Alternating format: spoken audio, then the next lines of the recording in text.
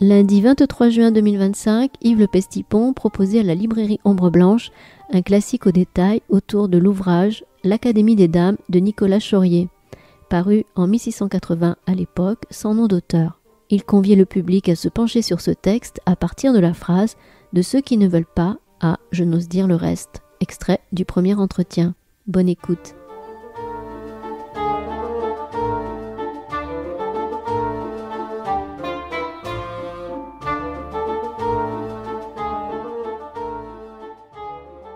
Voilà, bonsoir et merci d'être venu pour ce jour aussi chaud pour un texte que vous allez voir un peu chaud, ce qui fait qu'on a de la chaleur sur la chaleur, hein, voilà.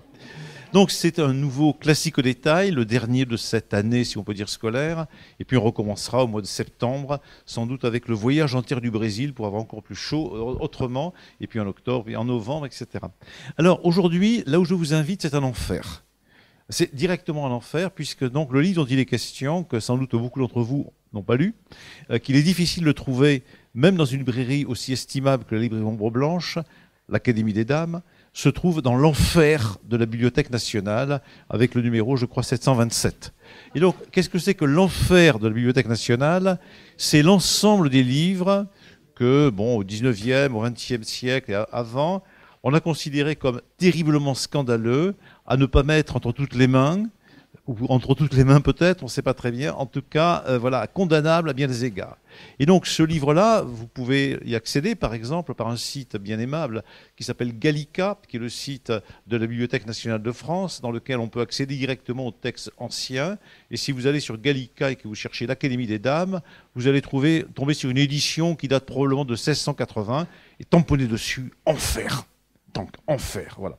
Donc, on est en enfer, et si vous voulez, je suis un peu le diable et le diablotin. Alors, ça continue, parce que je racontais à Hélène il y a 2 minutes que la semaine dernière, j'étais à Château-Thierry, où il s'agissait d'un petit colloque sur La Fontaine, et j'ai eu la mauvaise idée, c'est un colloque sur les contes de La Fontaine, de lire un conte qui s'appelle La chose impossible, où en gros, il est question de poil pubien, et de diable, effectivement, et effectivement, des dames qui étaient au fond extrêmement catholiques sont sorties de ce lieu en claquant la porte, furibardes. Pourtant, je vous assure, l'essentiel des membres du colloque étaient très conservateurs, très de droite et tout ce que vous voulez. Mais voilà. Alors là, on dépasse les bornes avec l'Académie des Dames. Alors l'Académie des Dames, le titre est beau, le sujet est extrêmement riche, non pas en allusions parce que les choses sont extrêmement directes. C'est un livre extraordinaire, c'est un des plus grands livres du XVIIe siècle, qui d'abord est composé en latin, puis ensuite est composé en français, et soi-disant composé en espagnol d'abord. Alors voilà. Donc c'est une série de pièges, et ce livre, on sait très bien par qui il a été composé. Il est composé par quelqu'un dont personne ne connaît le nom en général, puisqu'il s'appelle Nicolas Chaurier. Et Nicolas Chaurier, on a assez peu de raisons de connaître son nom, parce que même si on cherche sur la page Wikipédia Nicolas Chaurier, on le trouve effectivement, mais pratiquement tout ce qui est dit est faux dedans, tellement, donc voilà, et parfois Wikipédia est un peu tout. Alors Nicolas Chaurier, je vous en dirai quelques mots, on sait très bien, parfaitement bien qui c'est, on sait très bien les raisons pour lesquelles ce livre est plus ou moins publié, on sait très bien le personnage, on sait très bien son origine, enfin on sait très bien tout ça, mais on est vraiment loin des classiques au détail. Si on se lit son classique, les auteurs qu'on étudie dans les classes, vous avez étudié peut-être dans les classes La Fontaine, Corneille, Boileau et plein d'autres, voilà, Flaubert et bien d'autres, mais Nicolas Chaurier, non, absolument non, et aucun de mes collègues en général n'a aucune idée de qui c'est véritablement, mais on peut le trouver cependant quand même. Et d'autre part, l'Académie de Dames, c'est un livre que depuis des siècles, on se passe sous le manteau, donc ça veut dire que c'est un succès d'édition, bien entendu, puisqu'on peut le vendre cher, voilà, et on peut le vendre cher, et qu'il y a eu beaucoup d'éditions. Et par exemple, si vous allez sur Abbebooks et que vous avez un peu d'argent, c'est-à-dire Abbebooks, c'est le site des livres, d'occasion, vous trouvez quelques exemplaires du XVIIIe siècle, il vous faudra débourser 4 à 5 000 euros par exemplaire, et 10 000 euros s'il y a les gravures. Et oui, bien sûr, toutes les gravures, bien sûr. Voilà. Donc il y en a plusieurs, mais c'est cher, c'est beaucoup plus cher qu'une Bible ordinaire. Voilà, c'est comme ça. Voilà. C'est l'Académie des Dames, c'est cher. Si vous voulez des choses pas chères, prenez les colloques de l'Académie des Sciences, ils sont pas chers, on les donne parfois. Mais l'Académie des Dames, c'est cher, très cher, et voilà. Donc, qu'est-ce que c'est donc que cette Académie des Dames? C'est en effet un dialogue érotique avec des jeunes femmes, deux jeunes femmes principalement, Octavie et Tullie, qui s'enseignent l'une à l'autre ce qu'il faut savoir quand on est à la veille du mariage. Mais elles en savent déjà tellement long qu'au fur et à mesure des 7 dialogues qui constituent l'ensemble, effectivement, on s'aperçoit que le dialogue est en expert de très bonnes... voilà, c'est Brigitte Lahaye et Brigitte qui sont en train de discuter. Voilà. Donc elles sont très au courant. Alors, qu'est-ce que c'est donc cette littérature, disons, érotique, voire pornographique? Elle est extrêmement importante dans la tradition européenne, disons, du XVIe, XVIIe siècle. Elle est évidemment cachée dans les classes des lycées, des collèges et même en classe préparatoire. Je me souviens d'avoir là aussi fait des cours en classe d'Hippocagne et de Cagne à Fermat, et il y a un nombre d'années déjà assez important, et j'avais évidemment des élèves qui venaient de Fanjeaux, vous savez, l'école très religieuse de Fanjeaux, et quand on a lu quelques textes du XVIIe siècle, elles se sont fait porter pâle et elles ont disparu de la salle. Ça n'a pas empêché de devenir normaliennes, parce qu'effectivement, voilà. Donc il y a une tradition qui est laissée à côté des classes, des classes religieuses en particulier, mais beaucoup de classes, et qui est très importante, on va dire, en littérature, en peinture et en dessin. Et c'est important parce que ces livres sont très souvent, en effet, des livres illustrés. Le plus célèbre de tous, c'est probablement le livre Les Sonnets luxurieux de Nicolas Laretin, au milieu du XVIe siècle. Nicolas Laretin était un des plus grands personnages de la Renaissance, et il a composé un certain nombre de livres parfaitement scandaleux à bien des égards, mais qu'évidemment tout le monde lit et qu'on a sans arrêt publié, voilà, au point qu'on parle des postures de Laretin, et qu'on a pu dire par exemple de La Fontaine que c'était un arétin mitigé, c'est-à-dire un auteur un peu comme Laretin qu'il a imité, mais en doux, à la française, on va dire. Alors Laretin, c'est un des plus grands personnages de la Renaissance. Je crois qu'il y a 16 portraits de lui par le Titien, dont c'est un des meilleurs amis. C'est un personnage fondamental de la littérature, de la philosophie de la Renaissance, mais c'est l'auteur en effet de plusieurs livres extrêmement, on va dire, pornographiques, dont l'un, ça s'appelle des Sonnets luxurieux. Il y a 16 sonnets dont on est sûr qu'ils sont de Laretin, et qui sont illustrés par un des plus grands peintres de la Renaissance, qui s'appelle Jules Romain, qui est très très présent à Rome, un peu partout. Bien, il a ce nom d'ailleurs, pas pour rien, des palais romains. Et donc, les postures de Laretin, ce sont des postures érotiques, extrêmement explicites, et les dessins donnent vraiment les modes d'emploi extrêmement précis. Voilà. Et donc, on n'arrête pas d'éditer, de rééditer les postures de Laretin avec les 16 sonnets. Et puis, un autre livre fameux de ce brave, Laretin, c'est La Putana errante, la pute errante. Voilà ce que le titre, la putasse en train d'errer, voilà, errante. Et donc, effectivement, c'est un dialogue, effectivement, c'est pas des sonnets, où, entre femmes, on échange des secrets. Des secrets, évidemment, pour faire jouir les hommes, mais aussi, si possible, pour récupérer leur portefeuille. Parce que ça, c'est quand même un objectif tout à fait central. Et donc, La Putana errante, ça aussi, magnifique livre, absolument explicite, traduit dans toutes les langues de l'Europe, réédité, toujours sur le manteau. Et donc, ça, c'est le socle, on va dire, le socle de textes pornographiques. Par texte pornographique, on ne met pas dedans les textes des contes de Boccace, qui sont des contes libertins, mais qui fonctionnent par allusion, on va dire. Voilà. Il y a beaucoup d'auteurs comme ça qui fonctionnent par allusion, mais là, on est dans des textes absolument explicites, et si on veut, on a fermé, paraît-il, récemment, aux grandes dames de certains, quelques sites pornographiques. Il reste encore possible de regarder sur Gallica les postures de Laretin en édition de 1550, 1560, 1580, etc. Et donc, c'est aussi bien, c'est aussi bien, c'est direct. Voilà.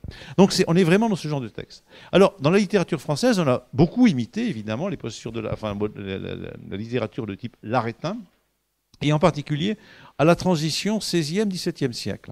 Il y a un grand moment, le moment, on va dire, Montaigne et un peu ce qui suit juste après, où c'est la fin des guerres de religion, on est pas mal agité quand même, c'est le monde de Henri IV, et on compose des quantités de livres, de poèmes extrêmement luxurieux, dont un des plus grands auteurs s'appelle Théophile de Viau, qui finit d'ailleurs condamné quelque peu, il n'a pas été exécuté, mais enfin il est mort des conséquences de cela, auteur en partie d'un livre qui s'appelle Le Parnasse satirique, qui sont des poèmes, on va dire, pornographique. Et on en fait un certain nombre, il n'y a pas que la Théophile de Vieu, il y en a plein d'autres, même d'un auteur bien connu comme Malherbe, vous savez, Enfin, Malherbe 20, etc., etc. Un auteur tout à fait honorable, en Pléiade, vous trouvez 5 ou 6 sonnets de Malherbe qui sont vraiment tout ce qu'il y a de plus chaud, c'est direct, voilà, c'est extrêmement direct, donc c'est extrêmement précis, direct, et on va dire technique. Et puis, donc, il y a tout un tas de sonnets comme ça qui sont de poésie très abondante, étudiés maintenant, recensés par exemple par quelqu'un comme Jacques Roubaud, qui s'est beaucoup intéressé à ce genre de choses. L'université les étudie beaucoup, mais aussi des livres qui sont des livres d'éducation. Alors, les livres d'éducation, c'est, vous savez, bon, quand j'étais gamin, évidemment, comme tous les gamins, je regardais avec passion les ouvrages pornographiques qui étaient chez les marchands de journaux et toujours plus ou moins inaccessibles. En bas, il y avait Télé 7 jours, un truc comme ça, voilà. La Croix, le Pèlerin, et puis au-dessus, il y avait des trucs qu'on ne pouvait pas trop toucher. Et parfois, on arrivait à les attraper. Ça récupérait un petit peu. Et là, on avait des vues pornographiques qui sont toujours les postures de la rétine, mais il n'y a pas le mode d'emploi. Hein, c'est ça le problème, il n'y a pas le mode d'emploi. Et donc, à l'époque, il y avait effectivement les livres de mode d'emploi qui prennent souvent la forme de dialogue entre femmes qui expliquent très précisément aux pauvres crétins de lecteurs, qui sont souvent des hommes, comment il faut s'y prendre pour faire des trucs, des machins, quelles sont les positions, etc. Et là, il n'y a aucun interdit. Hein, il y a tout. Hein, voilà, c'est pas la peine. Donc, évidemment, ça se passe entre femmes, entre hommes et femmes, plusieurs hommes en même temps, enfin, tout ce que vous voulez, dessus, dessous, à droite, à gauche, habillés, tout nus, il fait chaud, il fait froid, avec de la musique ou pas de la musique, en prenant des herbes et pas d'herbes, enfin, tout est bon. Et par exemple, un de ces livres s'appelle L'école des filles, qui date à peu près de 1650, et que connaît très bien Molière. Vous savez, l'école des femmes, c'est une réécriture de l'école des filles. C'est-à-dire, effectivement, dans l'école des femmes, la pauvre Agnès est censée ne pas avoir lu l'école des filles. Mais enfin, voilà, on lui interdit de lire ça. Elle devrait lire Les Quatrains de Pibrac. Vous savez que Pibrac, auteur plus ou moins toulousain, Pibrac est un peu au nord de Toulouse, il y a un château de Pibrac. Ce brave Pibrac était très sévère, paraît-il. Il écrivait des quatrains pour expliquer aux dames comment il faut se comporter de manière morale dans leur maison. C'est-à-dire faire le ménage, enfin, tout ce que vous voulez. Enfin, voilà. Bon, lui-même était un peu douteux parce que si vous allez dans le château de Pibrac, c'est-à-dire à Pibrac, vous avez la petite tour dans laquelle il y a le studiolo, le petit bureau d'études de Pibrac, et le bureau de Pibrac était lui-même couvert, et toujours d'ailleurs couvert, de peintures qui représentent non pas les postures de l'arétin, mais les histoires d'Ovide. Alors Ovide, vous savez, c'est Zeus, Jupiter, qui va se taper toutes les nanas par là, et en se transformant une fois en or, une fois en cygne, enfin tout ce que vous voulez. Et donc Pibrac est un personnage un peu douteux, La Fontaine le savait très bien, voilà, et vous savez qu'Agnès était censée demander à son l'éducateur, Arnolphe, si les enfants qu'on fait, on les fait par l'oreille. Ce qui est une obscénité absolue et qui est une allusion évidemment avec la Vierge Marie. Vous savez bien sûr que l'ange, moi j'étais en train de faire des photos, l'ange effectivement, pénètre la Vierge Marie par l'oreille, c'est le spermaléi qui pénètre, voilà.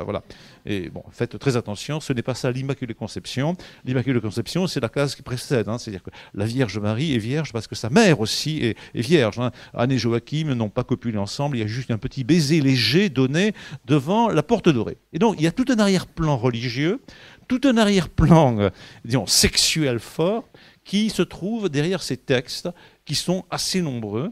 Certains ont disparu, mais beaucoup ont été recopiés, réédités. Le XVIIIe siècle s'en est régalé. Et quand, évidemment, j'adore le Laclos avec les Liaisons dangereuses, ou Crébillon-Fils avec La Nuit et le Moment, ou le Marquis de Sade font des textes pornographiques ou érotiques, comme on veut, ils connaissent très bien cette littérature-là, qui est extrêmement riche et qui circule sans arrêt, de tous les côtés. Voilà, on lit ces livres. Voilà. Et il y a évidemment des moralistes qui trouvent que c'est pas bien du tout. Mais parfois, les choses sont un peu compliquées. Parce que, par exemple, un des meilleurs amis de La Fontaine, qui s'appelle le chanoine Maucroix, qui était un chanoine parfaitement bien, hein, un type très bien, un très bon chanoine qui est mort très vieux, il écrivait en même temps des textes érotiques. Hein, voilà. Et puis, érotique, à donf, quoi. Enfin, voilà. Son copain La Fontaine faisait figure d'amateur. Et donc, cette tradition est très considérable dans la littérature, et on ne peut pas, honorablement, étudier l'histoire de la littérature française, mais aussi espagnole, mais aussi anglaise, hein, sans prendre en considération le fait qu'il existe un continent considérable de textes qui ne ressemblent pas aux Maximes de La Rochefoucauld ou même aux Fables de La Fontaine et qui sont des textes extrêmement audacieux et dont certains sont des chefs-d'œuvre, c'est le cas de l'Académie des Dames, et d'autres sont complètement nuls. Hein. Naturellement, il y a des textes purement pornographiques comme on les trouve encore aujourd'hui ici ou là dans les librairies ou sur Internet ou ailleurs. Et donc il y a tout un degré, il y a des influences, des écoles, des manières de faire. Alors, l'Académie des Dames fait partie des textes les plus intéressants. Alors, vous voyez, c'est un livre assez important. Hein. Il y a 250-300 pages. Il y a 7 dialogues. Et effectivement, 7 dialogues entre une jeune femme et une autre jeune femme. L'une est légèrement plus âgée que l'autre et donc un peu plus d'expérience. Mais celle qui est censée ne pas en avoir en sait déjà très long. On va le voir assez rapidement. Et voilà, c'est comme ça. Les femmes en savent long dans ce genre de texte. Et donc, c'est destiné à être lu, alors, soit par les femmes, soit par des hommes et des femmes en même temps, en faisant ce qu'on en veut de ce genre. Alors ce texte-là, on sait son auteur, et c'est un des mystères de ce livre, très intéressant. Donc on va en lire quelques pages, j'ai pris les 2 ou 3 premières, qui sont naturellement pas les plus chaudes, parce que si j'avais pris les dernières pages, là je crois que là ça aurait été excessif, quoi, ça aurait été excessif. Là on ne sait pas comment on aurait fini la soirée. Mais donc on a pris simplement 2 pages au début, avant que les choses sérieuses ou pas sérieuses commencent véritablement. L'auteur est un auteur extrêmement intéressant du XVIIe siècle et en même temps extrêmement méconnu, extrêmement typique à bien des égards. Il s'appelle en effet Nicolas Chorier. Alors Nicolas Chorier, c'est un type qui naît en 1612, donc au début du XVIIe siècle. Bon, 2 ans après l'assassinat d'Henri IV, il va vivre son enfance sous le règne de Louis XIII et il va mourir en 1692 ou 93. On ne sait pas très bien, donc il a un peu plus de 80 années, donc il va vivre une vie assez longue. Et donc, en gros, ça en fait à peu près un contemporain de La Fontaine, hein, qui naît quelques années plus tard et qui meurt à peu près au même moment. Donc voilà, quelqu'un qui naît sous Louis XIII, qui va vivre l'essentiel du règne de Louis XIV et qui va le vivre en forme jusqu'à la fin, c'est-à-dire qu'il sera lucide jusqu'à la fin. Et il écrit jusqu'à la fin de sa vie. Il écrit, mais il est toujours plus ou moins malade. Hein. Il a toujours un tas de problèmes. Dès très jeune, il a un accident de sport. L'imbécile, il fait du jeu de pommes, il se prend une balle dans l'œil, et quelques jours plus tard, il recommence et il en prend une deuxième. Donc voilà, il y avait quelques problèmes de vue. Alors, quand on regarde un peu la vue de ce personnage, il est constamment à des problèmes de santé, mais il vit très vieux, hein, en dépit du fait qu'il a des problèmes de santé. Le type, apparemment, n'a aucun intérêt. Quand on regarde un peu sa biographie, surtout sur Wikipédia. Il est né à Vienne, vous voyez, à peu près dans l'Isère. Il est mort à Grenoble, toujours dans l'Isère. Il s'est essentiellement baladé entre Lyon, Vienne et Grenoble. Son métier, il a été avocat. Bon, voilà, il était avocat. Et il a été procureur du roi, c'est des charges qu'on a achetées à ce moment-là, autour des années 1660. Et il a tourné un peu dans ce secteur-là. Voilà ce que raconte la page Wikipédia, qui n'est pas entièrement faux. Et puis, on apprend que ce monsieur a composé quelques livres qui n'ont aucun rapport avec ça. Donc il y a son titre de gloire, il était très content, c'est d'avoir composé la première histoire du Dauphiné. Histoire du Dauphiné, donc en 2 volumes, qui fait autorité jusqu'à aujourd'hui, qui est un livre d'histoire extrêmement sérieux, extrêmement précis, voilà, très très bien, Histoire du Dauphiné.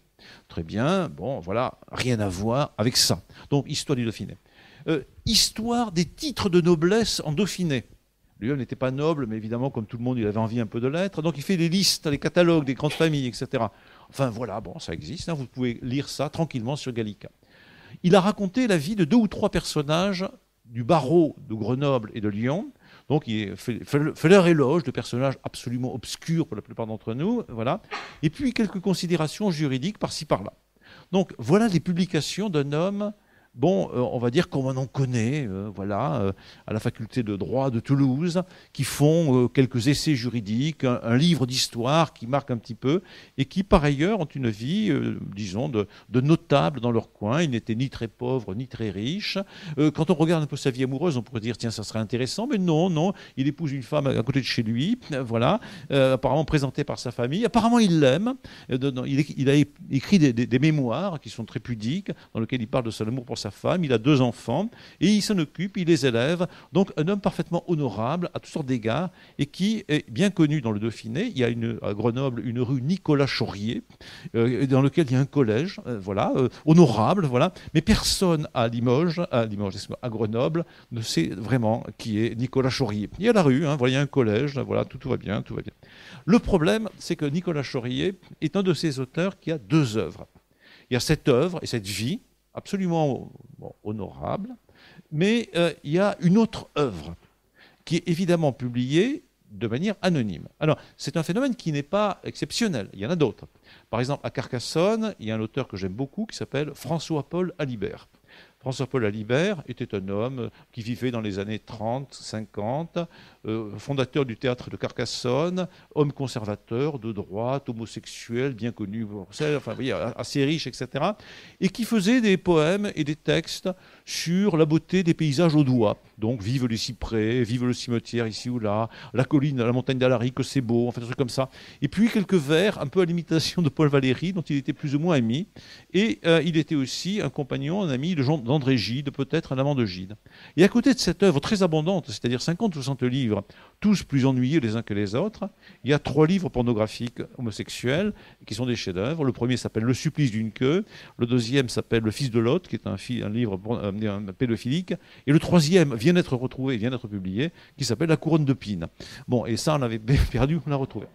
Et évidemment, ce sont 3 chefs-d'œuvre qui n'ont aucun rapport avec le reste de l'œuvre qui tombe des mains véritablement, parce que, bon, voilà, c'est comme ça. À part la correspondance avec Gide, mais c'est surtout les lettres de Gide qui sont intéressantes, et François-Paul Alibert, voilà. Et donc, il y a d'autres auteurs qui sont des gens qui font une œuvre et une œuvre. Le plus célèbre d'entre eux, c'est Chodaro de Laclos. Vous savez, l'auteur absolument génial des Liaisons dangereuses, qui est le seul roman qu'il a écrit. Mais à côté, il a fait quelques autres trucs. Il a fait un traité sur les noms, le plan, enfin, une sorte de traité sur l'organisation des noms de rues de Paris, et avec la numérotation. Ouais, bon, d'accord, très bien, bon, voilà, il y en a d'autres qui pourraient faire ça, voilà. Il a fait un petit traité sur le boulet creux. Vous savez, le boulet creux, c'est le genre de truc qui c'est bien pour Poutine ou Netanyahu ou les autres. Vous faites un boulet vide à l'intérieur, et boum, ça explose, et comme ça tue un maximum de types. Bon, voilà, donc c'est pas mal, mais enfin, voilà. Et donc, quelques travaux comme ça, puisque lui était un militaire, et puis il s'intéressait à un tas de choses. Il a d'ailleurs commandé à un moment la place de Toulouse, hein. Personne ne sait à Toulouse que Chodaro de Laclos a présidé la place de Toulouse, enfin, voilà, au moment du consulat, très bien, avec son cheval, etc. Et par ailleurs, ce type qui était un militaire élégant, etc., voilà, et qui en plus n'était pas un homme à femme, hein, qui était un homme très sérieux, véritablement, qui aimait sa femme, etc., écrit un des plus grands romans libertins de la littérature, on va dire la mondiale, véritablement. Ce qui n'est pas le cas ici, mais véritablement. Donc, ce n'est pas le seul cas, hein, de gens qui ont une vie, et puis il y a une œuvre, et puis il y a une autre œuvre qui reste comme ça étonnante. Hein. Voilà, on a envie de dire que Van Gogh ressemblerait à Van Gogh toute sa vie, c'est pas certain. Hein. Voilà, les tableaux de Van Gogh ne sont pas Van Gogh, les tableaux de Rembrandt ne sont pas Rembrandt.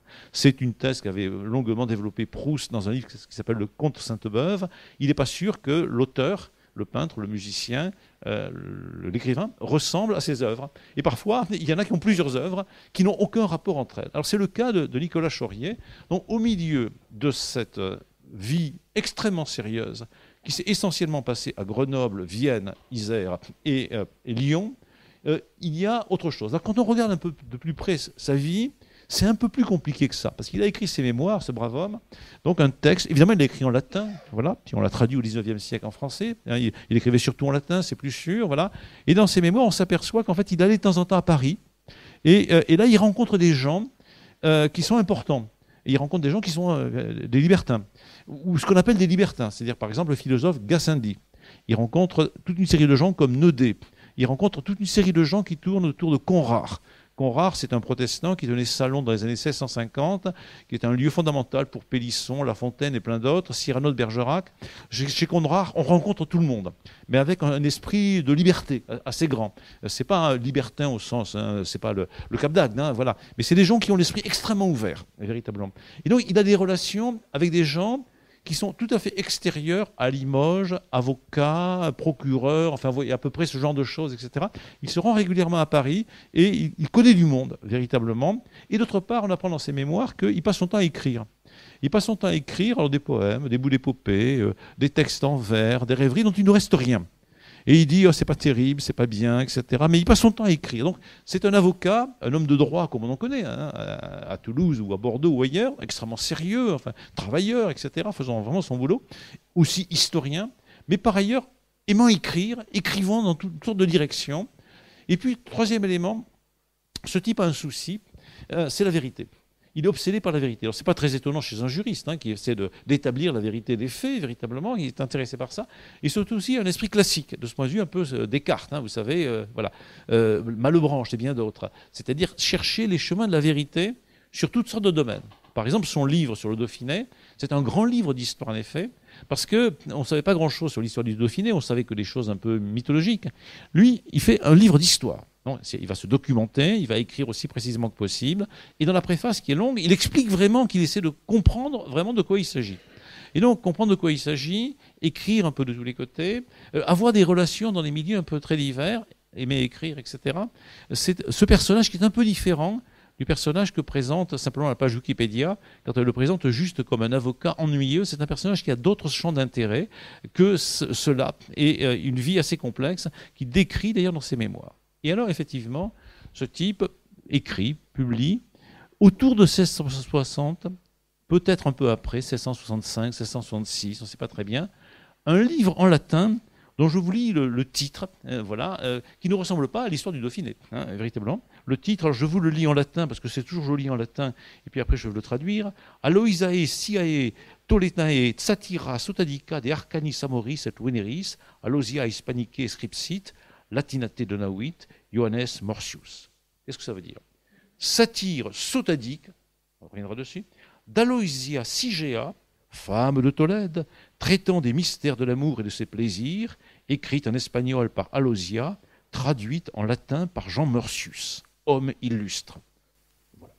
Alors qu'est-ce que c'est que ce truc-là? Une satire sodadique, écrite en espagnol par une dame espagnole et traduite en latin depuis l'espagnol par un certain Jean Meursius.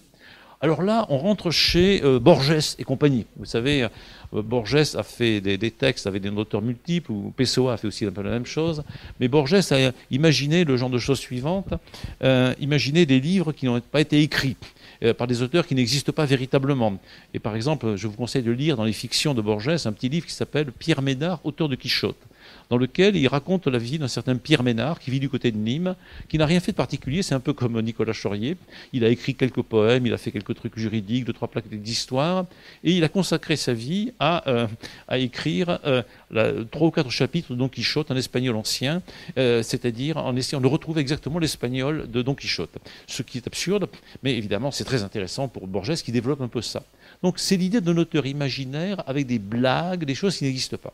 Alors quand on cherche un petit peu, on s'aperçoit que Jean Meursius n'existe pas.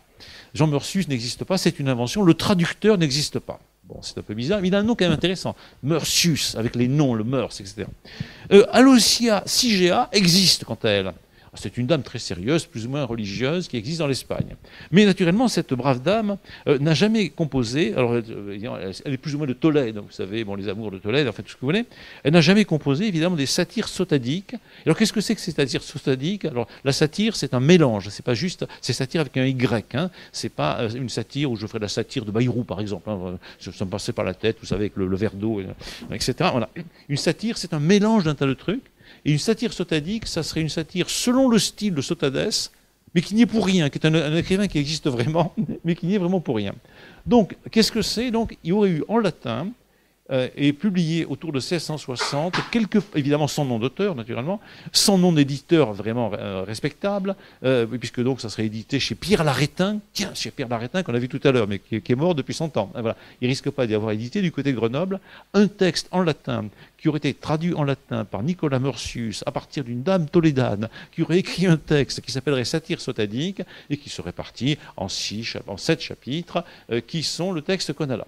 Alors là, ça sort et ça circule. À l'époque, tout le monde lit le latin sans difficulté. Hein. Voilà, bien sûr, tous les gens qui sont allés dans les collèges de jésuites, hein, y compris ce qui est devenu ensuite le lycée Pierre de Fermat, les cours se font largement en latin, on écrit en latin, il n'y a pas de problème. Le latin, la langue parlée par, disons, tout le monde, Racine, Corneille, La Fontaine, Louis XIV, tout le monde lit et parle le latin sans difficulté. Mais en même temps, ça permet aussi, quand on écrit en latin, certes d'être lu par les curés, enfin évidemment, tous ces gens-là, mais de ne pas être lu par le peuple, enfin en tout cas les pauvres gens qui ne sont pas là. Donc en latin, c'est pas mal, ça permet de faire une petite distance.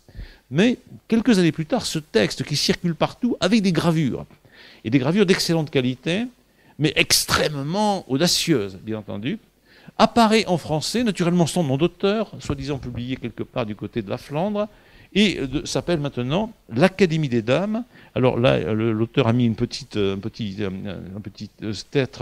sous-titre, La philosophie dans le boudoir de grand siècle. Ça, c'est un titre moderne hein, qu'il a repris. Et donc, voici l'Académie des Dames. Voici donc un nouveau titre, avec là non plus pas de nom d'auteur, en français. Et c'est en gros la traduction du texte latin précédent. Mais c'est mieux que le texte latin précédent, il y a davantage de détails quand même, c'est un peu plus précis. Et puis c'est écrit dans un français admirable. Et là, on sait de manière certaine que ce texte français, mais aussi le texte latin, est du fameux Nicolas Chaurier, parce qu'on a l'exemplaire sur lequel il y a écrit, c'est de Nicolas Chaurier, écrit à la main, il n'y a pas de doute, etc. Et un certain nombre d'éléments permettent de ne pas douter. Et donc, voilà un type qui s'appelle Nicolas Chaurier, qui, quand il publie le livre en français, il doit avoir 75 ans à peu près, voilà. C'est un brave vieillard, alors vous imaginez, avocat, avec des affaires très compliquées d'avocat, il est poursuivi, alors on l'accuse de concussion, mais enfin moi apparemment il était innocent, voilà, mais ça arrive à tout le monde, voilà, d'être accusé de concussion, mais Et donc, ce type très sérieux qui est célèbre dans son coin pour avoir écrit l'histoire du Dauphiné, il passe en même temps son temps à écrire une version latine du texte qui est là, et puis ensuite il le traduit en français. Et alors à partir de là, évidemment, ça se diffuse à partir du français, parce que le français, dans les années 1680, est de plus en plus la langue, disons, de l'académie, des intellectuels. On parle de moins en moins latin. Le XVIIe siècle, c'est le début de la fin du latin, on va dire. Hein. Voilà. Au XVIIIe siècle, on n'écrit plus beaucoup en latin. Voilà, ça devient rare. Et donc, ce basculement du latin au français est un des marqueurs, effectivement, du XVIIe siècle. Et donc, il réécrit le texte en français, en un français qui fait qu'on croirait lire du français du XVIIIe siècle, à la fois par la qualité de la langue, le type de la langue, mais aussi par les sujets qui sont abordés. On se dit, ça c'est déjà du Chaudelin de Laclos ou du Sade. C'est pour ça que l'auteur, de manière un peu maladroite, je trouve, appelait ça l'Académie des Dames ou la philosophie dans le boudoir du grand siècle, donc le siècle de Louis XIV. Mais c'est pas vraiment la philosophie dans le boudoir, parce qu'il y a chez Sade une dimension, on va dire, sadienne, de torture, de blessure, d'humiliation, etc., qu'il n'y a pas du tout chez Nicolas Chorier. Il s'agit de prendre le plus de plaisir possible, terminé, mais sans se faire souffrir quiconque. Voilà, il y a des positions qui sont plus ou moins efficaces, hein, voilà, et voilà, techniques, hein, voilà, et des lieux, des moments, enfin tout ce que l'on veut dans ce genre. Et il faut savoir, hein, il faut savoir comment faire. Voilà, c'est pas si évident que ça, voilà. Voilà. Alors, je vais lire le début, hein, enfin pas tout à fait le début. Donc entre ces deux dames, on est à la page 2, ou 3 du livre en fait. Donc au lieu de le prendre tout à fait au début, j'avance un tout petit peu. Donc on est dans le premier entretien académique. Bon, il y en a 7. Et donc c'est un dialogue entre deux jeunes femmes. Il y a Tullie, donc Tullia dans la version latine, Octavia, donc des noms latins. Elles sont censées vivre plus ou moins en Italie. Elles sont très jeunes, c'est-à-dire qu'elles ont 14-15 ans. Hein, voilà. Enfin, la plus âgée doit avoir à peu près 15 ans, la plus jeune à 14 ans. Bon, à l'époque, bon, voilà, hein, c'est comme ça. Ça marche bien. Vous savez, les rois épousaient des filles qui étaient très jeunes, et personne ne s'interrogeait sur la sexualité des enfants de 13 ans ou 14 ans. Il allait de soi que c'était olé olé, à cet âge-là, vraiment. Et donc, effectivement, je disais parfois à mes étudiantes qui avaient 18 ans, 19 ans, que si on était au XVIIe siècle, j'aurais probablement des berceaux, des poupons de tous les côtés, puisqu'à 18 ans, 20 ans, les filles avaient en général déjà accouché 3 fois. Hein. Voilà le principe, et en particulier dans la bonne société. Alors, donc, il y en a une qui est Octavie, et l'autre s'appelle Tullie. Tullie est la plus âgée, c'est-à-dire elle a environ 1 an de plus, donc elle a un peu d'expérience. Voilà, c'est ce qu'il nous dit. Et Octavie va en avoir un petit peu bientôt parce qu'elle va se marier. Elle va se marier dans quelques jours. Et donc, Tullie va donner quelques conseils techniques pour la nuit de noces. Voilà le point de départ. Et donc, on a un point de départ qui est moyen, quelque part. On se dit, il y en a une qui est au courant et l'autre qui n'est pas au courant. Et donc, on va avoir un cours où ça va être un déversoir du professeur, la professeure, si on peut dire, vers l'élève plus ou moins innocente. Mais est-ce que les femmes sont innocentes? Voilà les questions qui vont se poser. Voilà. Alors, donc, Tullie vient d'expliquer. Alors, Tullie est pleine d'esprit. Elle est très intelligente, elle est cultivée, etc. Et elle est très belle, naturellement. L'autre aussi, elles sont toutes les deux très jolies, il n'y a aucun problème. Et elles ont beaucoup de choses à dire aussi. Et Tullie vient d'expliquer que, finalement, avant son mariage, elle était très morale. Bon, Octavie ne le croit pas un instant. Et si on veut parler de manière philosophique, puisque ça va être un dialogue philosophique, il faut être d'accord sur notre sincérité. Or, que Tullie dise, elle qui est très subtile, très cultivée et très jolie, qu'elle a commencé un peu tard, non, soyons sérieux. Octavie, ceux qui ne veulent point nous flatter, donc les ennemis des femmes, ceux qui ne veulent point nous flatter disent qu'il n'y a rien de plus rare qu'une femme savante, vous savez, les mots de Molière, qu'une femme savante et éclairée, qui se conserve dans les bornes de l'honnêteté. Il semble que plus nous recevons de lumière, moins nous avons de vertu. Et je me souviens, Tullie, de vous avoir ouï faire des discours sur ce sujet qui ne ressentaient point l'affectation que vous venez de faire paraître en décrivant votre conduite, c'est-à-dire cette conduite morale. Car parlons franchement, serait-il bien possible que votre beauté, qui est capable toute seule d'enflammer les cœurs, ne vous eût point fait naître d'occasion de divertissement? Vous n'avez pu résister? Non, je ne puis me le persuader, puisque votre esprit même suffirait pour engager ceux qui seraient assez aveugles pour être insensibles aux traits de votre visage. Que c'est joli. Tu lis. Comment, Octavie? Où est donc la simplicité de ton tour? Le nom de mariage te faisait peur et tu parles à présent d'amour, de beauté et de divertissement. Tu sais ce que c'est que d'engager un cœur et tu as l'esprit assez vif pour découvrir ce que je voulais te dissimuler. Je t'avouerai tout, puisque tu as été assez adroite pour pénétrer les sentiments de mon cœur. Je ne veux plus faire le mystère avec toi, je te demande seulement une ingénuité pareille à la mienne et que la confidence que tu me donneras dans tes amitiés soit sincère. Octavia, tu lis qu'une fille amoureuse a de peine à cacher au-dedans ce qui se passe au-dedans d'elle-même. Elles sont amoureuses entre elles aussi, naturellement. Enfin, voilà, ça sera précisé après. Vous avez beau déguiser par vos paroles, je vois dans vos yeux les mouvements de votre âme. Et la sympathie qui est entre ces deux parties m'en a fait connaître la vérité. Soyez donc une autre fois plus sincère et plus véritable, et n'abusez pas de la crédulité d'une jeune fille comme moi. Si vous le demandez, je vous ouvrirai mon cœur comme à ma plus intime. Et afin que vous n'en doutiez pas, je vais vous en donner des preuves par le récit de ce qui s'est passé entre Pamphile et moi. Pamphile, c'est celui qui aime tout et qui va être l'époux le lendemain, ou le jour après. Tu lis « Je t'aime de toute mon âme, ma chère enfant, et l'aveu que tu viens de me faire avec tant de tendresse m'engage encore à te chérir davantage. Commence donc. » Octavie. Vous saurez donc que Pamphile est venu fort souvent à ma maison. Il m'a rendu plusieurs visites. Et j'ai toujours remarqué dans ses actions les véritables mouvements d'un homme dont l'amour s'est rendu le maître. Mais surtout, depuis quelque temps, il commence à être plus hardi avec moi. Et l'assurance qu'il a reçue de m'épouser lui a ôté toute la crainte qu'il avait auparavant. Un jour, entre autres, il se jeta à mon col avec tant d'impétuosité que j'en fus surprise. Il me baisa avec tant de chaleur que j'en fus tout enflammé. Et je ne pus concevoir la cause de ces mouvements si extraordinaires. Tu lis. Sempronie, ça c'est la maman. Était-elle absente? Étais-tu seule? Et ne craignais-tu point rien de Pamphile? Octavie. Oui, ma mère était sortie. Et je ne sais pas si j'avais sujet d'appréhender quelque chose de lui. Tu lis. Mais quoi?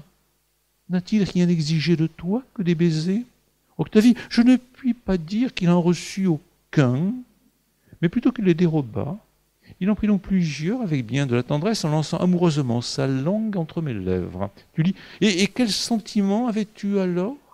Octavie, je vous avouerai que je fus saisi d'une certaine chaleur imprévue qui me mit tout en feu. Toutes les parties de mon corps en furent animées, et la couleur qui m'en monta au visage servit à me débarrasser de cet importun. Il s'imagina que c'était un effet de ma pudeur. C'est pourquoi il me laissa un moment de repos et retira sa main. Continue, continue.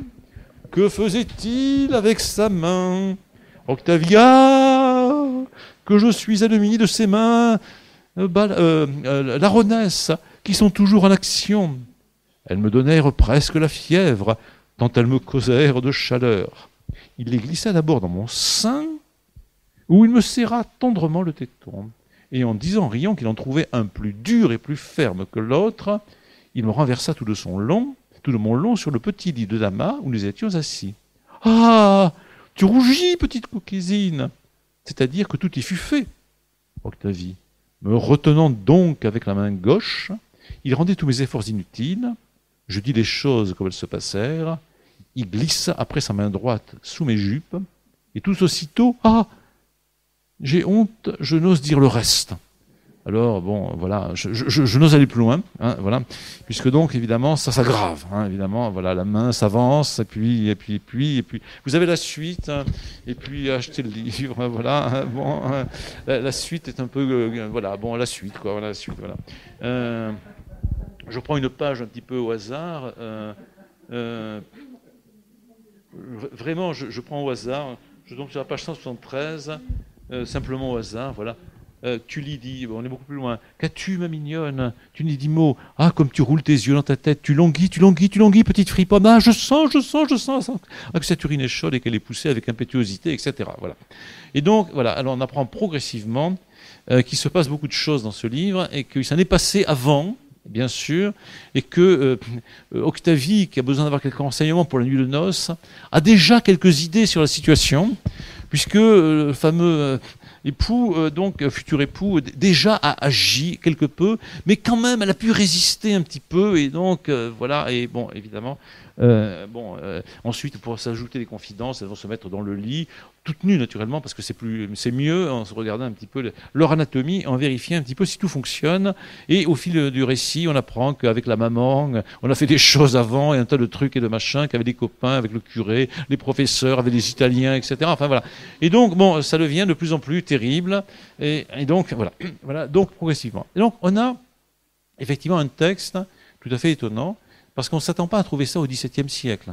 On se dit le XVIIe siècle, c'est le siècle de Port-Royal, le siècle de Pascal, de Racine, c'est le siècle des coups d'épée, bon, le Cid, choses comme ça, c'est le siècle des batailles de Louis XIV, voilà, et puis dans le meilleur des cas, c'est les fables de La Fontaine qui sont par-ci par-là, ou les contes un petit peu olé olé, ou les comédies Molière, où on voit bien par-ci par-là qu'il y a quelques allusions un petit peu à ceci ou cela, mais enfin bon, tout ça reste tout de même respectable, et donc on a une sorte de rideau qui est posé, on a une image, ce qu'on appelle en général le grand siècle, donc le siècle de Louis XIV. Alors on se doute bien qu'à l'époque, évidemment, comme toujours, il y avait des textes sans doute, ou des images, on va dire, de caractère purement pornographique. Et là, tout de suite, c'est autre chose, c'est qu'on a bien effectivement un texte très très chaud, on va le voir un petit peu, mais en même temps, on voit bien que c'est extrêmement écrit, que ce n'est pas du tout quelque chose qui est de la littérature de bas de gamme, comme on trouvait chez les marchands de journaux, ou sur les sites internet, il y a là beaucoup de malice, d'habileté, et le type qui écrit ça, et vraiment un écrivain véritablement. Et les dames qui sont là en train de parler sont extrêmement savantes, pas simplement sur les choses du sexe, mais aussi dans l'art de la langue. Et donc le jeu des mots est un jeu extrêmement important. Donc on est dans une littérature, disons, chaude, si on peut dire, dans ce jour un peu chaud, mais on est véritablement dans la littérature, c'est-à-dire dans un travail sur les mots, de mise à distance et de mise à proximité, pour essayer de faire un maximum de choses avec la langue concernant le corps, véritablement, puisqu'il est question de ça. Et ça, évidemment, on est étonné de le trouver au XVIIe siècle, puisqu'on se dit le XVIIe siècle, en gros, c'est le siècle de Descartes ou de Malebranche, ce siècle-là. Et là, on tombe sur quelque chose d'autre, de se dire, si on ferme les yeux, ça date de 1760, 1780 ou autre, ou même plus récent. Voilà, et on est très étonné. Bon, on est toujours un peu surpris de voir que nos ancêtres, enfin, c'est nos arrière-grands-parents, n'ignoraient strictement rien des choses du sexe et des positions les plus diverses qu'on peut enseigner sur les sites internet les plus hautes. Mais ça, encore, à la rigueur, on veut bien l'apprendre, bon, assez facilement, bon, voilà. Mais qu'ils en parlent, et qu'ils en parlent aussi élégamment, aussi précisément, et avec de la littérature, cela laisse tout de même un petit peu étonné. Et on comprend bien que, de ce point de vue, il y a une sorte de mensonge de l'histoire littéraire, mais aussi d'histoire de la peinture, c'est un peu pareil, et parfois de l'histoire de la musique, quand, effectivement, on ne présente que des choses qui sont morales, au sens où on appelle morale, une morale à peu près sérieuse, enseignable dans les écoles, dans les églises, etc. Il y a autre chose, et cette autre chose n'est pas en soi scandaleux, et parfois extrêmement intéressant, véritablement. Par exemple, sur toutes ces questions d'homosexualité, de rapport de bisexualité et compagnie, où on se dit, on enseignait de mon temps à l'école qu'il y avait, disons, la sexualité officielle qui était homme-femme, femme-homme et point, c'est tout. Là-dedans, qu'est-ce qu'on voit? Bon, c'est que ça passe de l'un à l'autre tranquillement, bien entendu, et que, évidemment, les hommes se déguisent aussi en femmes, les femmes se déguisent en hommes assez régulièrement, ils font des choses avec des instruments divers et variés, et là, on se dit, tiens, c'est moins évident qu'on le croyait, les oppositions à peu près claires qu'on a construites avec les sexes. Et quelque part, c'était un sujet qu'on pouvait avoir avec des étudiants un peu évolués, effectivement, et qu'on a à l'université. Effectivement, il y a quelque chose de très enrichissant pour nous de découvrir cette diversité des rapports humains. Il y a effectivement la littérature religieuse de Pascal ou de bien d'autres qui est extraordinairement intéressante. Il est très intéressant de lire les comédies de Molière ou de les jouer d'ailleurs au demeurant, comme Madame au premier rang. Mais effectivement, il y a bien tout du Molière, je ne sais plus, c'est le 4 juillet, quelque chose comme ça, voilà le gentilhomme, voilà, ou dans lequel il y a des choses un petit peu d'ailleurs olé olé qui se baladent à l'intérieur, très bien, des allusions diverses et variées, mais s'il est intéressant de connaître Molière, Racine, Corneille et les autres, il est évidemment très important de connaître aussi ce genre de littérature et de voir que les gens du passé connaissaient ces choses, bien entendu, mais surtout les portaient à un point de perfection dans la langue ou dans la peinture qui est tout à fait remarquable et que ce n'est pas simplement, disons, des gauloiseries, des grivoiseries simplement. Alors, si on reprend un petit peu le texte et qu'on veut le lire de manière un peu littéraire, essayer de sentir un petit peu que c'est quelque chose d'important. Donc on a effectivement un genre littéraire qui est le dialogue, ou l'entretien. C'est un genre littéraire un petit peu oublié maintenant, mais qui est très ancien. Par exemple, Platon, pratiquement son œuvre tout entière, ce sont des dialogues, des entretiens. Dialogue ne veut pas dire discours à deux, mais simplement une pensée entre gens qui sont séparés et qui traversent. C'est la double fonction de dia. Le diamètre traverse, d'accord, et le diable sépare en même temps. Et donc le dialogue en même temps suppose une sorte de séparation. Il y a par exemple un homme, une femme, ou deux hommes, voilà, ou trois, ou quatre, ou cinq, qui sont séparés, mais quelque chose qui va passer à travers.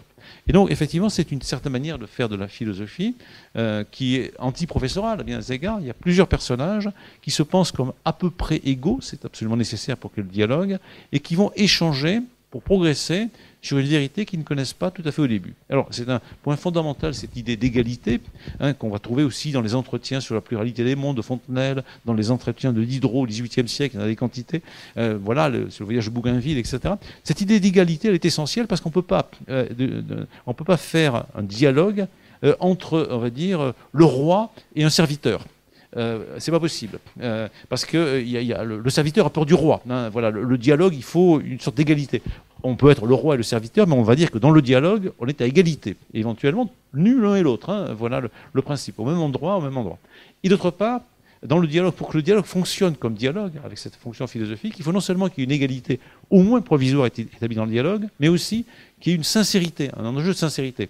Parce qu'on peut se disputer, on peut s'engueuler, on peut parler, mais pour faire un dialogue et avancer, c'est ce que demande Socrate à ses interlocuteurs, et ce qu'on lui demande aussi, il faut qu'on décide d'être sincère, d'essayer de dire, même cruellement, à l'autre la vérité. Ce qui n'est pas le cas nécessairement dans une conversation où on se flatte, où on s'engueule, au contraire, enfin peu importe. Ici, on va essayer de dire un petit peu la vérité. Et donc, c'est là le point de départ de ce dialogue.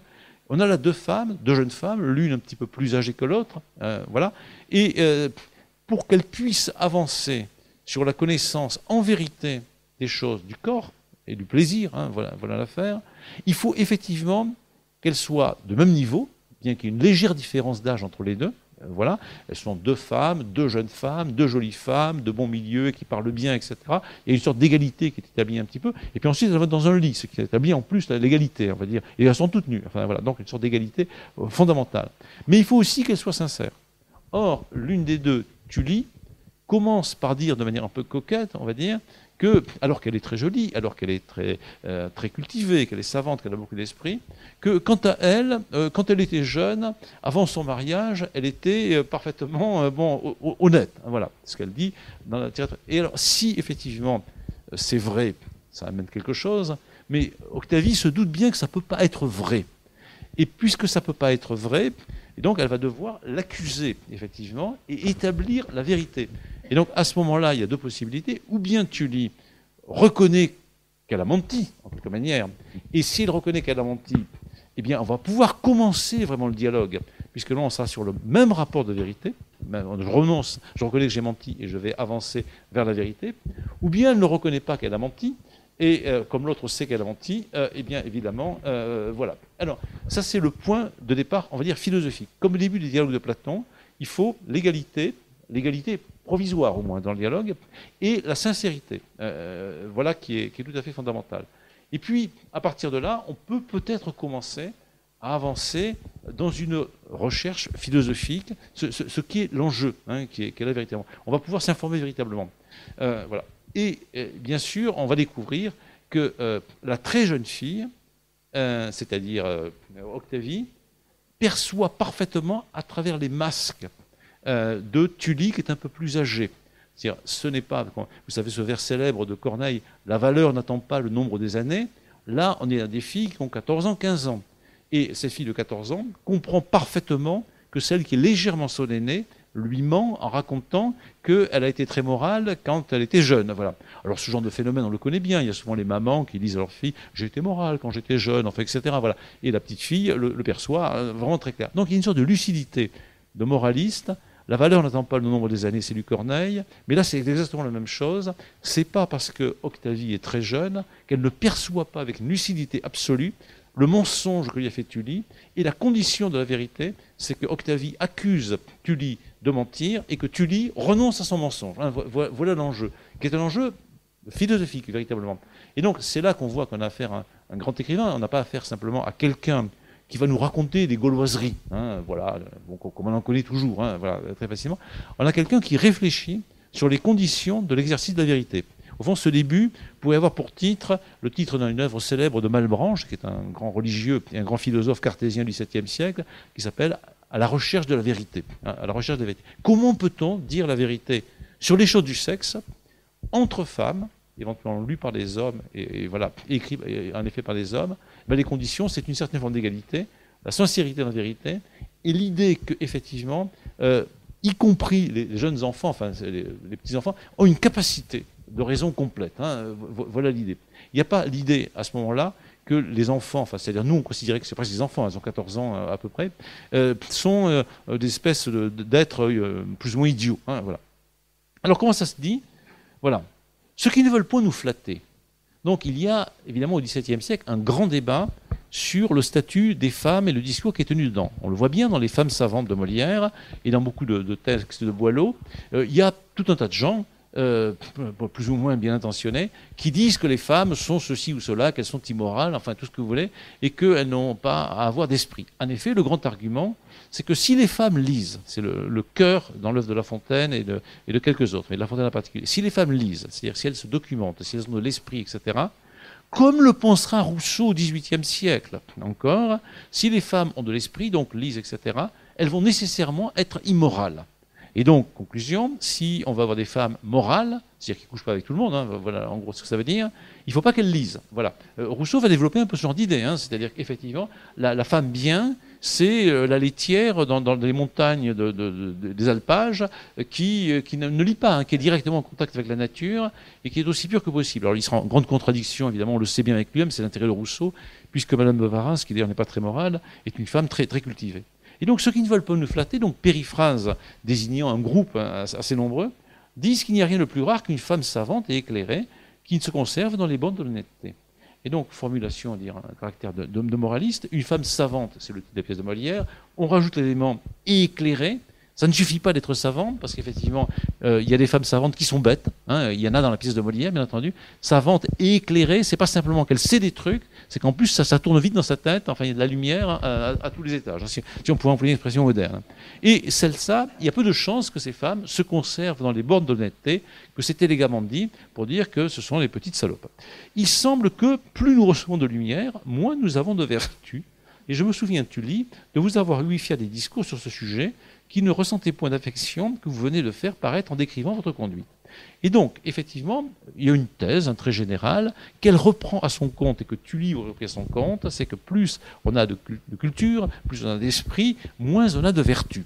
Voilà une idée qui traverse toujours un tas de gens, voilà, en Afghanistan ou ailleurs, mais enfin ici, peut-être rue Mirepoix, pas loin, voilà, il y a des hommes et des femmes qui pensent que, effectivement, plus les femmes ont de culture, moins elles ont de vertu. Voilà. Et donc, oui, c'est pris comme un point de départ, et Tully est censé avoir dit des choses un peu analogues dans un passé plus ou moins récent, de vous avoir ouï dire des discours sur ce sujet qui ne ressentaient point l'affection que vous venez de faire paraître en décrivant votre conduite. Or, en décrivant votre conduite, c'est-à-dire en expliquant que vous étiez moral avant le mariage, que vous ne courriez pas les garçons, pour parler un peu simplement comme ça, vous faisiez preuve d'affectation, bien entendu. Et moi, je le perçois parfaitement bien. L'affectation, c'est une sorte de technique de mensonge, voilà, mais qui se repère si on sait voir. Car parlons franchement, voilà le point central, le point qui fait le point de départ, qui rend possible le dialogue. Pour qu'il y ait un dialogue au sens philosophique, il faut parler franchement. Mais pour parler franchement, il faut être un peu dur, éventuellement. Et donc, là, effectivement, Octavie est dure avec Tully, en lui disant, mais voyons, tu vois, serait-il bien possible que votre beauté, qui est capable tout seul d'enflammer les cœurs, ne vous eût point fait naître d'occasion de divertissement où vous n'avez pu résister? Alors, c'est admirablement dit. C'est dire à la copine, je pense que quand tu étais jeune, tu as dû avoir des petites aventures un peu olé olé, mais là, on le dit simplement, comment est-il possible que vous ayez résisté, étant entendu que vous étiez si belle, si pleine d'esprit? Voilà.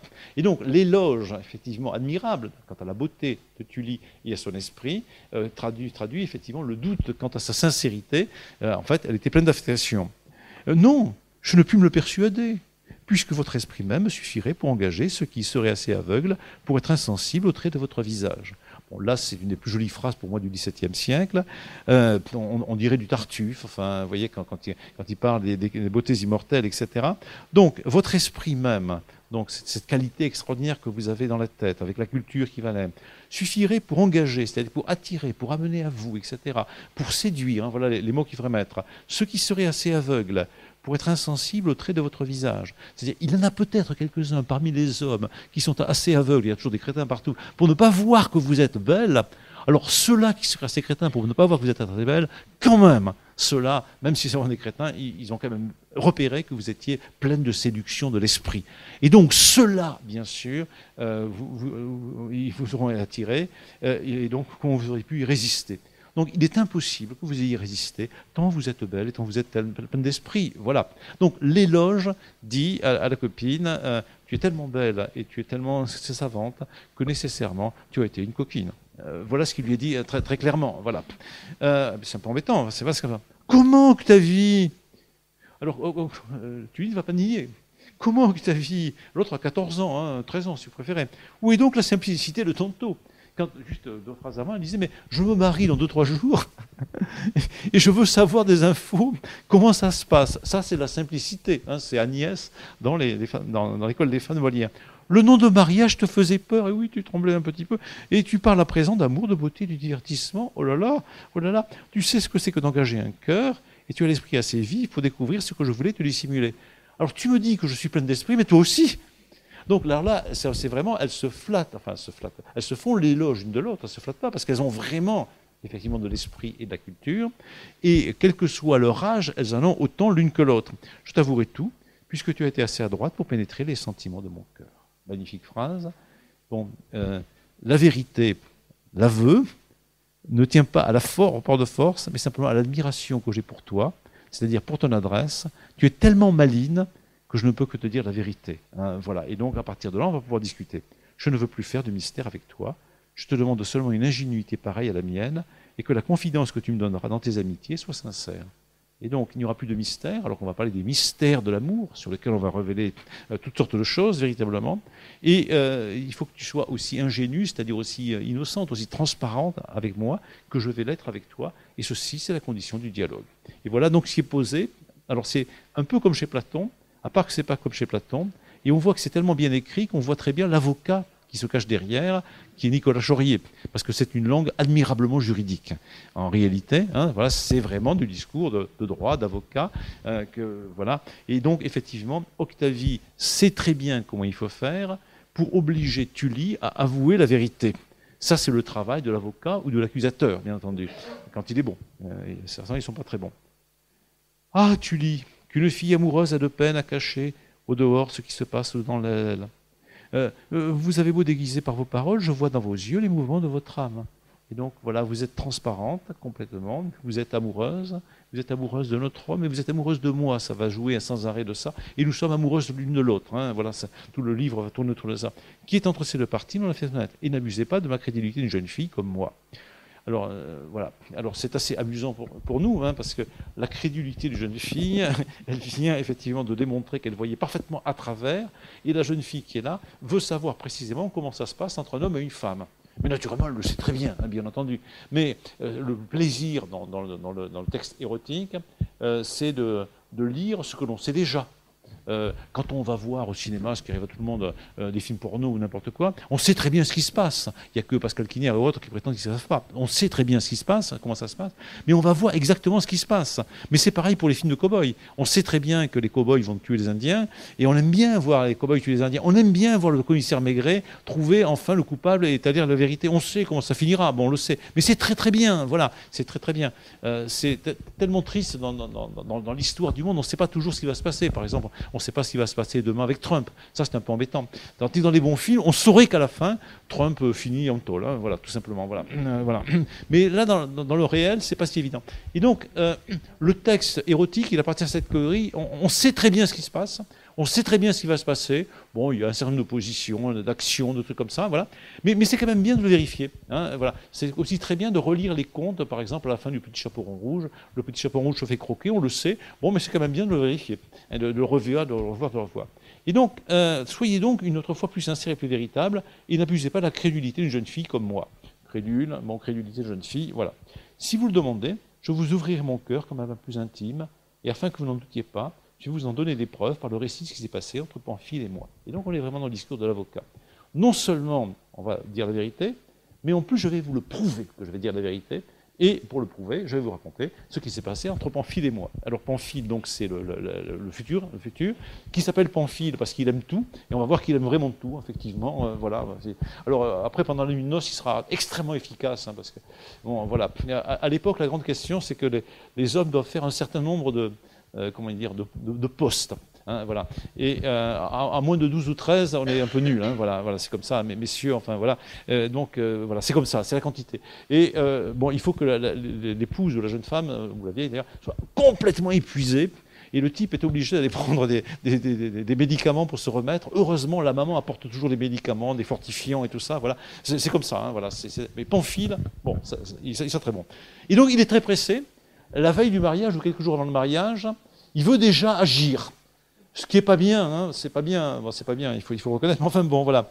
Vous savez donc que Pamphile est venu fort souvent à ma maison, et oui, il m'a rendu plusieurs visites, et j'ai toujours remarqué dans ses actions les véritables mouvements d'un homme dont l'amour s'est rendu le maître. Alors, oui, là on est dans l'art de la périphrase, toujours. On ne sait pas de quoi il s'agit, mais on le sait. En tant que lecteur, un peu mûr, lecteur ou lectrice, je sais à peu près de quoi il est question. Mais ce n'est pas précisé, je n'ai pas les photos, hein, je n'ai pas le film. Mais c'est à nous d'imaginer, hein, d'imaginer les choses. Mais surtout, depuis quelque temps, il commence à être plus hardi avec moi, et l'assurance qu'il a reçue de m'épouser lui a ôté toute crainte qu'il avait auparavant. Voilà, donc on voit que Pamphile est prêt, qu'il agit, et on tombe sur la question du consentement, vous savez, dont on parle beaucoup. Donc Pamphile, bon, voilà, il n'a pas vraiment l'autorisation de la maman. Si, elle n'est pas loin. Elle n'est pas là. Elle est pas loin. On va voir qu'elle n'est pas loin. Il n'a pas vraiment l'autorisation de la fille. Oui, mais enfin bon, vous comprenez. Enfin voilà. Et lui-même, bon, voilà. Bon. Un jour en tente, il se jeta à mon col avec tant d'impétuosité que j'en fus surprise. Ouf. Il me baisa avec tant de chaleur que j'en fus tout enflammé. Alors là, évidemment, le verbe baiser fait toujours rire les élèves dans les collèges, dans les lycées, parce qu'il a évidemment du XVIIe siècle, dans le sens qu'aujourd'hui, il sert double. Et donc là, évidemment, c'est comique, hein, bien sûr. Bon, elle est enflammée. Et je ne pus concevoir la cause de ces mouvements si extraordinaires. Et non, qu'est-ce qui a bien pu se passer, hein? Qu'est-ce qui a bien pu se passer? Le lecteur se le demande. Et que le lecteur, évidemment, un peu coquin, un peu pervers, rit. Hein, le texte est évidemment comique. Sempronier était absent, c'était-tu seul et ne te réunir une Pamphile. Oui, ma mère était sortie, et je ne sais pas si l'autre sujet, j'avais su apprendre quelque chose de lui. Donc la maman, qui s'appelle Sempronie, avec un nom bien latin, bien sérieux, voilà, qu'on trouve chez Tite-Livre ou ailleurs, elle est sortie, le garçon rentre dans la maison, bon, oui, bon, enfin voilà. Cette maman ne se soucie pas beaucoup de la virginité de sa fille. Hein. Elle s'en va quand Pamphile arrive, et on sait à peu près qu'est Pamphile. Alors on apprend quelques pages plus loin que Pamphile est réputé pour avoir un sexe particulièrement développé. Hein, voilà. Et plus développé que celui du type qui couchait avec Tully. Enfin voilà, donc voilà. On est informé, hein. Tout est assez clair.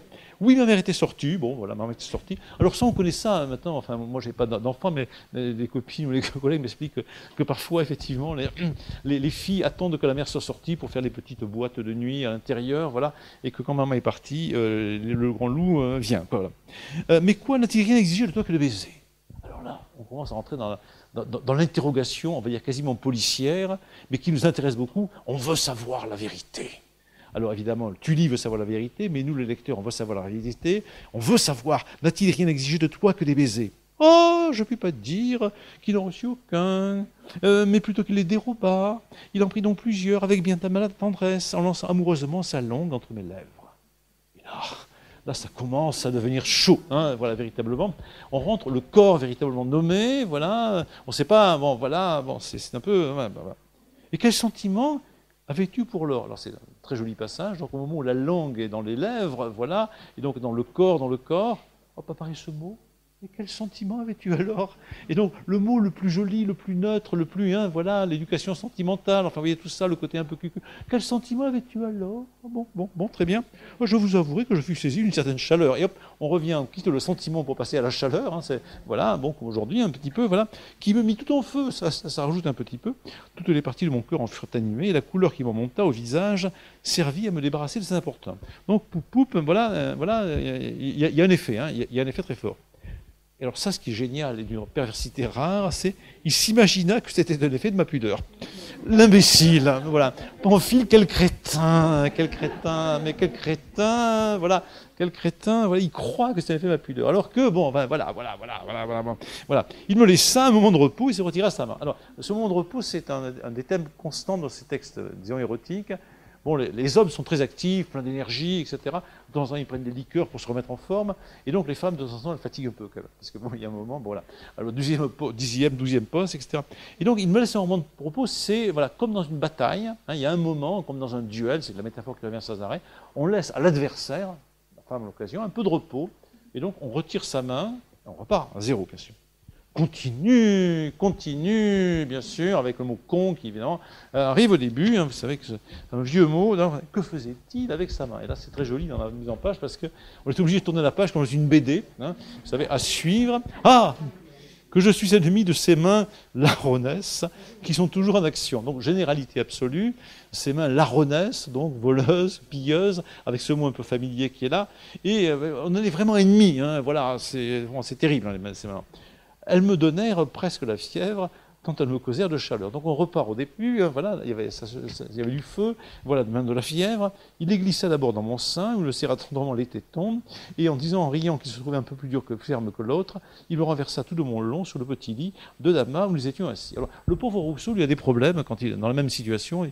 Il se retrouve avec une prostituée à Venise, qui est la plus belle prostituée du coin. Et, bon, il réussit à sauver dans son lit, et il trouve les deux tétons légèrement dissymétriques. Et là, il peut rien faire. Alors la merveilleuse Vénitienne lui dit « Laissez-là les femmes et retournez aux mathématiques ». Voilà, c'est terrible, hein, c'est expression terrible. Hein, voilà, mais là, Pamphile, quant à lui, lui, il remarque qu'un téton est plus ferme et plus dur que l'autre. Ça ne le dérange pas vraiment. Hein, voilà, il reste en forme. Hein, voilà. Il nous renversa le tout mon long sur le petit lit de damas où nous étions assis. Donc ça avance. Hein, voilà, le lit est confortable, c'est du damas, c'est très bien. Voilà. Ah, tu rougis, petite cousine.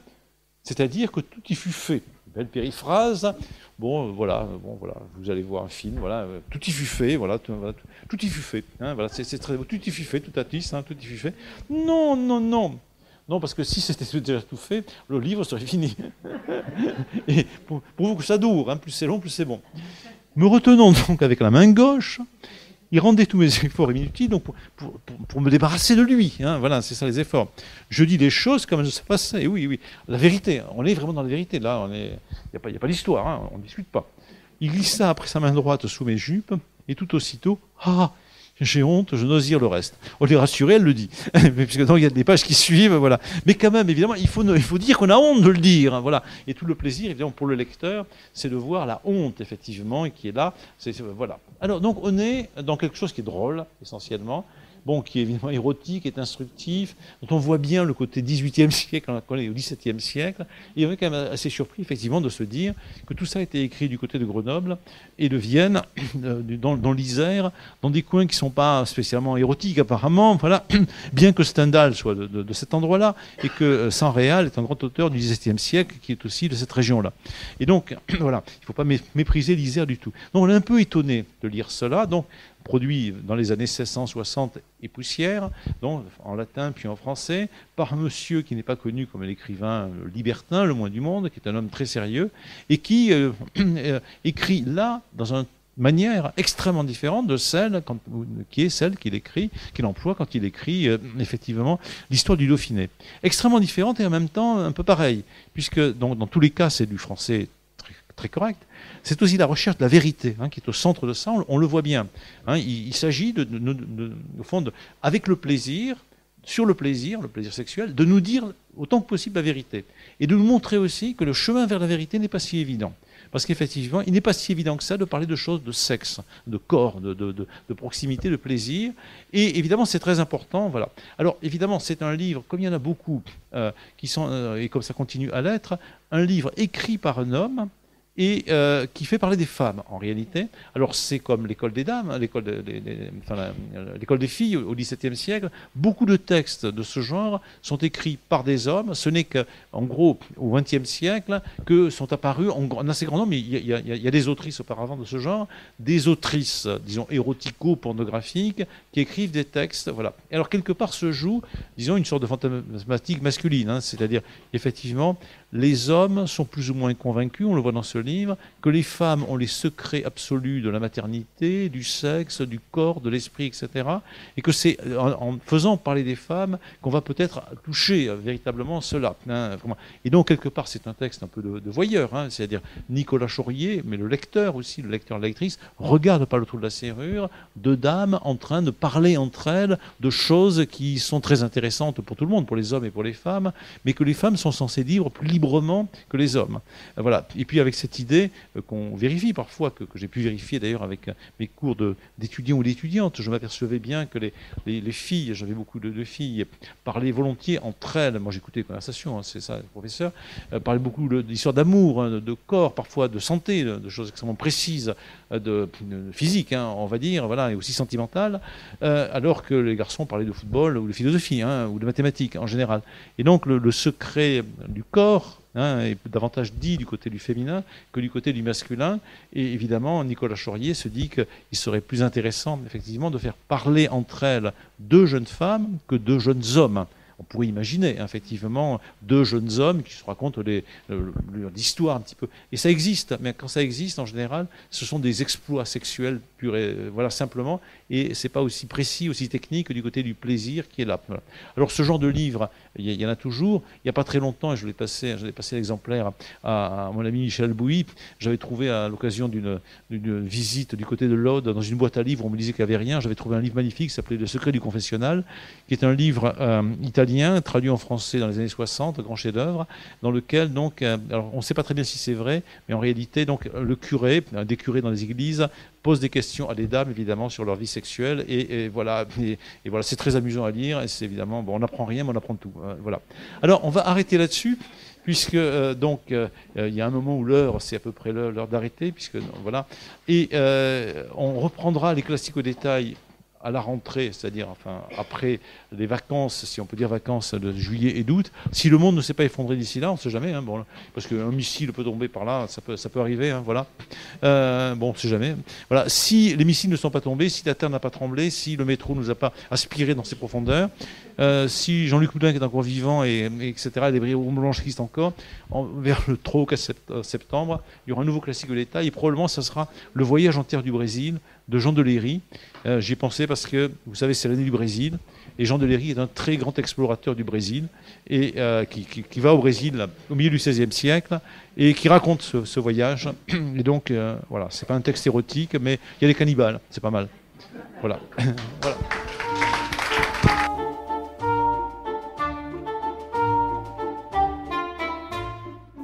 Vous avez pu écouter un classique au détail proposé et animé par Yves Le Pestipon, consacré à l'Académie des Dames de Nicolas Chaurier et plus précisément au premier entretien, à partir de Ceux qui ne veulent point jusqu'à Je n'ose dire le reste. Enregistré le 23 juin 2025 à la librairie Ombre Blanche et réalisé et mise en onde par Radio en partenariat avec Radio Plus et Radio Terre.